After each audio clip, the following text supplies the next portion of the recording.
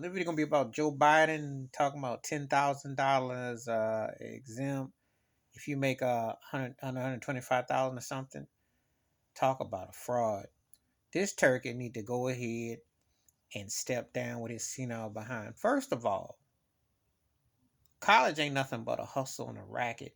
All that money could buy you a house and a car on the spot. You got to spend all that money to be down with something that is pimp paper, really. Buying in to buy out, and you got to be debt, and they keep you in debt. But the thing is this: by him extending it, he is acknowledging the pandemic. You see, it ain't over. And this is what I be trying to tell folks. You can't pay what you can't get. If I keep raising up your gas prices, I keep going on with your inflation. If I go to your cost of living, there is no balance. So, how are we going to get back to some kind of so-called normality? And you can't. Now, and you don't know what's going to happen with whatever's going to happen, okay? So, but this is the thing. All that money going to whack Ukraine should be going to people, should have been going to people here. That war's only going to get worse. And it's going to be more disastrous. You keep cutting checks for $1 billion and $30 billion and all that when you ain't taking care of people here. And then when you think about education, you're sending a bad signal.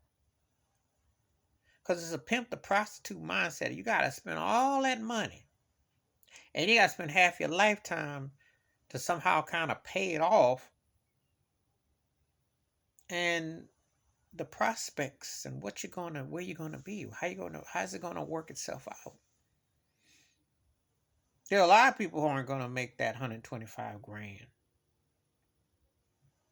If you gotta spend 100 and plus grand to go to 4-year school, and you're making X amount of money, but you got to deal with the inflation and the economics of interest. How's it going to balance? So he's dumb as usual, and he's senile as usual.